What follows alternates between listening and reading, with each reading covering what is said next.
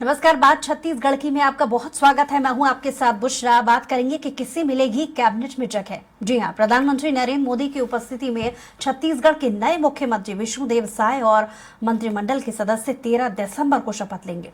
शपथ ग्रहण समारोह राजधानी रायपुर के साइंस कॉलेज मैदान में दोपहर 2 बजे आयोजित होगा।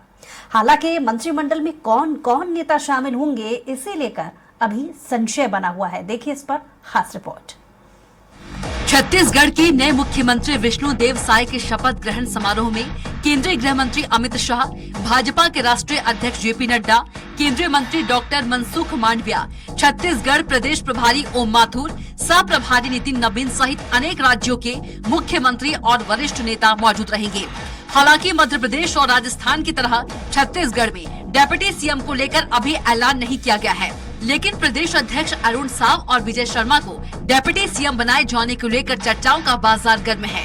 वहीं मंत्रिमंडल में संभागवार नेतृत्व देने के साथ ही जातिगत समीकरण को ध्यान में रखते हुए संतुलन बनाने की बात कही जा रही है। पूर्व सीएम डॉक्टर रमन सिंह को विधानसभा अध्यक्ष की जिम्मेदारी दी जा रही है। ऐसे में अब बाकी वरिष्ठ नेताओं में से नियमानुसार 12 लोग ही मंत्री बनाए जा सकते हैं। बताया जा रहा है कि मंत्रिमंडल में शामिल होने वाले नेताओं के नाम का ऐलान शपथ ग्रहण समारोह के 1 घंटे पहले किया जाएगा। वहीं कैबिनेट मंत्री के प्रमुख दावेदारों का जिक्र करें तो सरगुजा संभाग से राम विचार नेताम रेणुका सिंह, गोमती साय के नाम की चर्चा है। इसी तरह बस्तर संभाग से केदार कश्यप, विक्रम उसेंडी और दत्ता उसेंडी की दावेदारी है। बिलासपुर संभाग से अरुण साव, ओपी चौधरी, अमर अग्रवाल, पुन्नूलाल मोहले, धर्मजीत सिंह और धर्मलाल कौशिक का नाम प्रमुखता से आ रहा है। रायपुर संभाग से अजय चंद्राकर, ब्रिजमोहन अग्रवाल, खुशवंत साहिब और राजेश मूर्त प्रमुख दावेदार हैं। इसी तरह दुर्ग संभाग से दयाल दास बघेल, डोमन लाल कोरसेवाड़ा और विजय शर्मा की दावेदारी मजबूत है।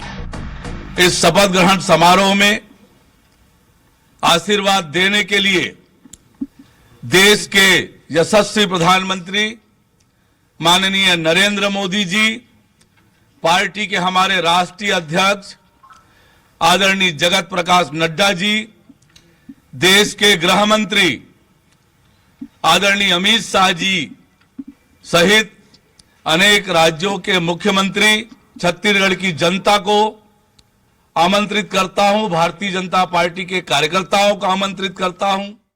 भाजपा शासित अनेक प्रदेशों के मुख्यमंत्री जी आएंगे, अनेक प्रदेशों के भाजपा के अध्यक्ष जी आएंगे, माननीय प्रधानमंत्री जी, माननीय गृहमंत्री जी, माननीय हमारे राष्ट्रीय अध्यक्ष जी वो भी आएंगे, और विशेष रूप से जो आएंगे वो हमारे बूथ के कार्यकर्ता आएंगे, हमारे शक्ति केंद्र के कार्यकर्ता आएंगे, हमारे मंडल के अध्यक्ष जी आएंगे। सभी लोगों को गलागमन है। बहरहाल अभी जो चेहरे नजर आ रहे हैं, इनमें से विष्णुदेव साय कैबिनेट में मुख्यमंत्री समेत 5 आदिवासी मंत्री होने की संभावना है। साथ ही ओबीसी से 4, सामान्य वर्ग से 3 और अनुसूचित जाति वर्ग से 1 मंत्री हो सकते हैं। जिस तरह से बीजेपी के आला कमान सीएम और डेप्यूटी सीएम का चयन चौंकाने वाले कर रहे हैं, अब देखना होगा मंत्रिमंडल कितना चौंकाने वाला होगा। स्वराज एक्सप्रेस के लिए रायपुर से दिलीप साहू की रिपोर्ट। तो अब सवाल ये कि किसे मिलेगी कैबिनेट में जगह, इसे ढूंढने का प्रयास बीजेपी कर रही है और मंथन भी कर रही है। और इस मुद्दे पर खास चर्चा के लिए हमारे साथ प्रवक्ता बीजेपी से प्रवीण साहू जी जुड़ गए हैं। बहुत स्वागत है आपका। और वरिष्ठ पत्रकार बाबूलाल शर्मा जी हमारे साथ जुड़े हुए हैं। बहुत स्वागत है आपका। सबसे पहले रुख प्रवीण जी आपकी तरफ करूंगी, क्योंकि बड़े चौंकाने वाले नाम बीजेपी ने सामने रखे बतौर मुख्यमंत्री, लेकिन अब सवाल ये कि किससे मिलेगी कैबिनेट में जगह। तो कितनी तैयारी इसको लेकर के है? आत्ममंथन करने के बाद में कई चौंकाने वाले नामों की उम्मीदें की जा रही हैं, क्या कहेंगे? देखिए, सबसे पहले तो मैं भारत माता की जय कहूंगा। जय छत्तीसगढ़। आपके समाज चैनल के सभी दर्शकों को नमस्कार। आदरणीय बाबूलाल जी समेत आपको भी नमस्कार। देखिए, मैं कहना चाहता हूं कि चौंकाने वाले फैसले इसलिए नहीं है क्योंकि देखिए, जो भी व्यक्ति दायित्व पाएगा वो भारतीय जनता पार्टी का कार्यकर्ता होगा। जिस प्रकार पूरे देश और प्रदेश ने देखा कि चाहे वो राजस्थान की बात करूं, मध्य प्रदेश की बात करूं या हमारे राज्य की बात करूं, जिस प्रकार प्रत्येक निम्न वर्ग के कार्यकर्ता को मन में भाव है कि वो उच्च स्थान पर जा सकता है, तो ये केवल भारतीय जनता पार्टी में हो सकता है। इसलिए हमारे यहाँ आत्ममंथन से जो कार्यकर्ता योग्य है उस दायित्व के लिए उसको दायित्व दिया जाता है। तो ये कोई चौंकाने वाला विषय नहीं है। जिस प्रकार प्रत्येक कार्यकर्ता राष्ट्र भाव का लेकर काम जो है अपना करता है, तो जब समय आता है तो उसको उस दायित्व को सौंपा जाता है। तो इसलिए चाहे वो व्यक्ति कोई भी दायित्व को हो, मन में राष्ट्र भाव का जो है उसका दायित्व रहता है। लेकिन सवाल इस बात को लेकर के भी उठ रहा है कि जगह, क्योंकि छत्तीसगढ़ में महज 90 विधानसभा सीटों में 12 मंत्रियों को तैयार करना है जब बीजेपी को, और क्योंकि केंद्र चेहरों को भी जब बीजेपी ने मैदान में उतारा था विधानसभा के चुनाव में, तो जगह किन किन को दी जाएगी, सवाल इसको लेकर के भी उठ रहा है। देखिए, मैं आपको कहना चाहूंगा कि कल लगभग ये तस्वीर साफ होगी और जैसे ही आला कमान तय करेगा तो वो आपको और सभी को साबित हो जाएगा कि कौन कौन हमारे मंत्रिमंडल में सम्मिलित होंगे। तो अभी कहना उसकी अतिशयोक्ति होगी, क्योंकि मैं चाहूंगा कि कल तक या जब भी जिसका आला कमान तय करें हम उसकी प्रतीक्षा करते हैं। सही समय पर हम बेला का प्रतीक्षा करते हैं और सही समय पर सारे उत्तर मिल जाएंगे। लेकिन देखिए, मैं आपको निश्चित करता हूं कि प्रत्येक व्यक्ति जो है, चाहे वो मंत्रिमंडल में हो चाहे सामान्य कार्यकर्ता हो, सबके मन में समर्पण का भाव है। इस प्रकार कांग्रेस ने 5 साल तक कुशासन का यहाँ पर परिचय दिया। मैं आपको पूर्ण गारंटी के साथ कहता हूं कि चाहे वो प्रत्येक कार्यकर्ता हो या मंत्रिमंडल में बैठा हो व्यक्ति, उसका भाव यही है कि इस राज्य को विकास की ओर ले जाए। इस प्रकार प्रदेश ने पिछले 5 सालों में घोटाले पे घोटाले देखे, चाहे वो पीएससी का घोटाला हो, चाहे शराब के घोटाले हो, कोयले के घोटाले हो, उस घोटाले से उबार कर विकास की नई गाथा गढ़ने में चाहे वो कार्यकर्ता हो चाहे प्रत्येक व्यक्ति उसको लगाएगा। बाबूलाल जी से भी एक रिएक्शन जान लेते हैं। बाबूलाल जी, किसे मिलेगी कैबिनेट में जगह, इस सवाल का जवाब ढूंढा जा रहा है, तो क्या लगता है, क्योंकि बहुत सारे ऐसे नेता हैं जो फहरिस्त लंबी बनी हुई है बीजेपी की कि किस किस को जगह मिलेगी, इस पर संशय के बादल अब भी छाए हुए हैं, तो क्या लगता है जिम्मेदारी बीजेपी के लिए ये बहुत महत्वपूर्ण है कि किस किस को जगह दे पाएगी बीजेपी? बड़ा सवाल, बड़ी चुनौती है। आपको 18 लोगों में से मात्र 12 लोगों को चुनना है, उसमें जातिगत संतुलन भी बनाना है तो बहुत बड़ी चुनौती। लेकिन ये चुनौतियां हर एक दलों के सामने आती है। पिछली बार आपको ध्यान होगा 2018 में 5 बड़े दिग्गजों को जो है कांग्रेस ने छोड़ दिया था और नए लोगों को बनाया था, हालांकि उसका नुकसान भोगना पड़ा। और जो है वो जो 5 नेता थे उन्होंने सदन के अंदर भी और सदन के बाहर भी कहीं न कहीं जो है आलोचनाओं का स्वर अपना मुखर रखा। इसकी वजह से जो है जो स्थितियां बनी वो आपके सामने है। माहौल अच्छा नहीं बना, लोगों में तालमेल नहीं है, नेताओं में तालमेल नहीं है, ये संदेश जाना शुरू हुआ। इस बात को ध्यान में रखते हुए भारतीय जनता पार्टी बड़े सोच समझ करके निर्णय लेगी कि कितने लोगों को वो यहाँ रखना है, कितने लोगों को नहीं रखना है। दूसरी चीज, निश्चित रूप से 6 लोग तो बाहर रखे ही जाएंगे। 18 लोगों में से 12 चयन होगा, 6 लोग बाहर रखे जाएंगे। उन 6 लोगों को संतुष्ट करना होगा। आपको 2018 की बात बताऊं मैं कि भारतीय जनता पार्टी की हार में एक बहुत बड़ा कारण ये भी माना गया था कि कार्यकर्ताओं से मंत्रियों के जो संबंध थे वो ठीक नहीं थे। और वो कार्यकर्ताओं का कहना था कि मंत्री हमसे मिलते नहीं, हमसे ठीक से बात नहीं करते हैं, अहम और घमंड में भरे हुए हैं।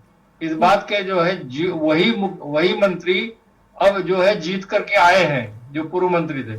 अब उनमें से किनको बनाना है, किनके दम का रिपोर्ट है, किनके घमंड का रिपोर्ट है, किनके गलत व्यवहार का रिपोर्ट है, किनके अच्छे व्यवहार का रिपोर्ट है, उस आधार को भी देखा जाएगा। तो इसमें जो है काफी कुछ जो है बदलाव मंत्रिमंडल में देखने को आएंगे। फिर दूसरी चीज ये है कि नए चेहरों को मौका देना है। विजय शर्मा को आपको मौका देना है, गोमती साय भी लाइन में है, पुरानों में लता उसेंडी, विक्रम उसेंडी, केदार कश्यप है, आपको लेना होगा। रमन सिंह को कहीं ना कहीं एडजस्ट करना होगा। दयालदास बघेल, पुरूलाल मोहले और गुरु खुशवंत सिंह जो 3 एससी वर्ग से है, उनमें से किसी एक को लेंगे आप ही बता रहे थे कि एक को आ गया। सामान्य वर्ग से ब्रिजमोहन अग्रवाल, राजेश मोहन, अमर अग्रवाल, इनमें से किनको लिया जाएगा? बहुत सारे प्रश्न हैं। और 7 लोग जो है वो एसटी वर्ग से है, जिनमें से आप कह रही है 5 को लिया जाएगा, तो 2 जो है वो कहाँ जाएंगे? ये बड़ी समस्याएं सामने रहेंगी। हालांकि हर पार्टी के सामने समस्या आती है, उसका निदान भी किया जाता है, निदान होता भी है, लेकिन अब संतुष्ट कितने होते हैं, नाराज कितने होते हैं, ये मंत्रिमंडल गठन के बाद पता लगेगा। और कल शाम तक जो है बहुत स्पष्ट हो जाएगा मंत्रिमंडल कौन होगा। और बाहर रहने वालों की प्रतिक्रियाएं जो है वो दूसरे दिन से पता लगना शुरू होंगी। जी बाबूलाल जी, बहुत अच्छी बात यहाँ पर आपने उठाई। प्रवीर जी, देखिए नए चेहरों को ढूंढने के चक्कर में बड़ा टास्क ये, हालांकि ये चुटकी कांग्रेस भी ले रही है बीजेपी पर, और इस तरीके के स्टेटमेंट भी कांग्रेस की तरफ से आ रहे हैं कि समन्वय भी ध्यान में रखना है, जाति समीकरण को भी ध्यान में रखना है और किसी के साथ नाइंसाफी ना हो जाए, ये भी बीजेपी को ध्यान में रखता है। नए चेहरे के चक्कर में ये तीनों चीजें भूल ना जाए बीजेपी।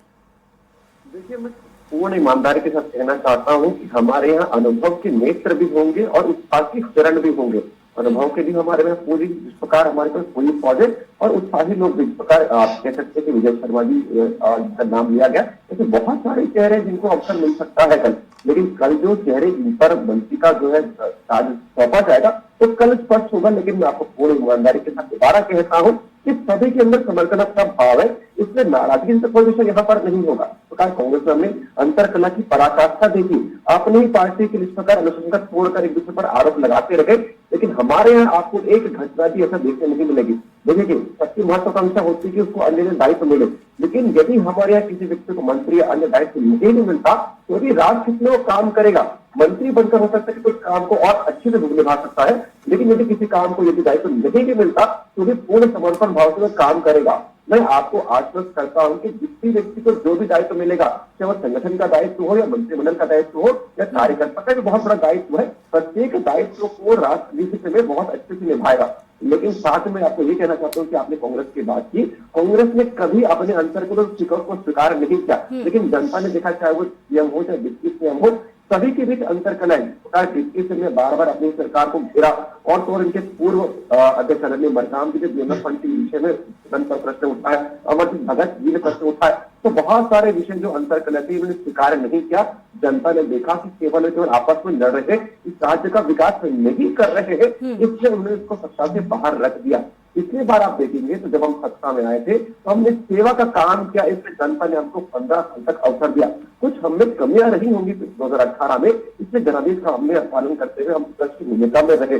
लेकिन जनता जानती है कि भाजपा जब भी आती है उसे शासन लाती है, विकास की गाथा लाती है, और अब तो हम कह रहे हैं कि हमने ही बनाया था, सभी सवाल है। इसलिए जो राज्य जो है विकास की रेस पर पिछड़ गया था, इसको वापस विकास की पटरी पर वापस लाने का काम भारतीय जनता पार्टी करेगी।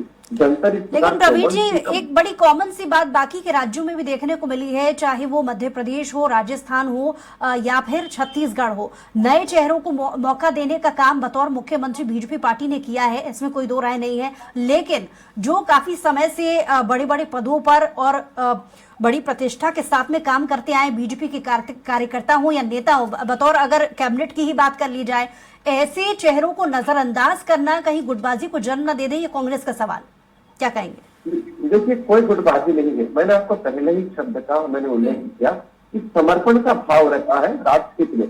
देखिए, कोई व्यक्ति, अगर मैं डॉक्टर रमन सिंह की बात करूं, जिस प्रकार वर्तमान कैबिनेट के मुखिया जिस प्रकार आदरणीय डॉक्टर रमन सिंह ने नाम रखा, प्रस्ताव रखा कि हमारे वर्तमान मुख्यमंत्री विष्णुदेव साय जी होंगे, ये बड़ा हृदय समर्पण की भाव दिखाता है कि कोई गुटबाजी नहीं होता।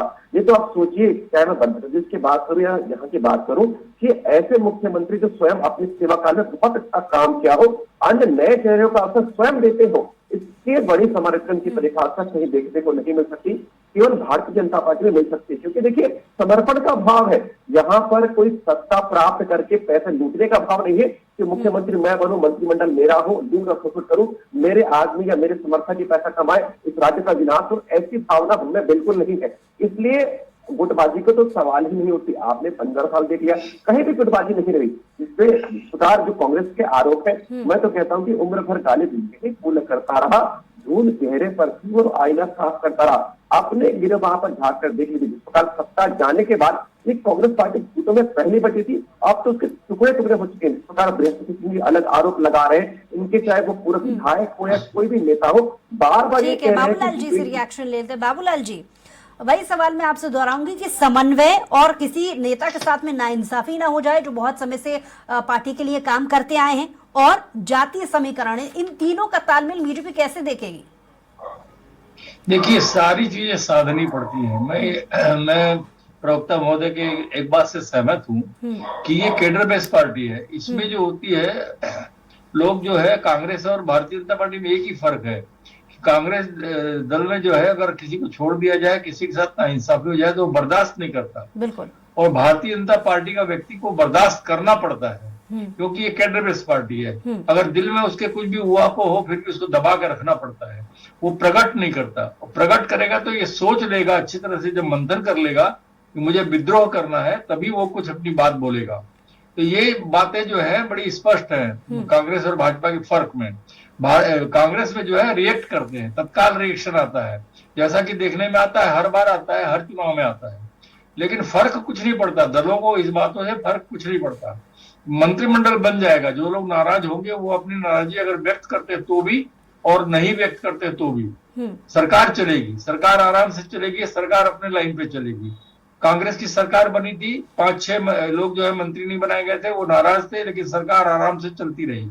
इसी तरह के दृश्य जो है कई बार आते हैं सामने, उनका समाधान भी होता है। और निश्चित रूप से जो है मुझे ऐसा लगता है कि सरकार बनी है तो इंतजार करना चाहिए कि वो किस तरह से काम करती है, अपने घोषणाओं को लागू करने में कैसे काम कर रही है, किस तरीके से वो करती है। एक बड़ी समस्या उनके सामने और है, एक चुनौती और है। मंत्रिमंडल तो बन जाएगा, उसके बाद घोषणाओं को पूरा करने के लिए पहले महीने में ही उनको 15 से 16 हजार करोड़ रुपए का जुगाड़ करना है। जो खजाना खाली बताया जा रहा है भारतीय जनता पार्टी के द्वारा, उसको कैसे भरा जाएगा, किस तरह से उसको एडजस्ट किया जाएगा, ये भी एक बड़ी चुनौती सामने में है, जिसका समाधान जो है सब मिलजुल करके करेंगे।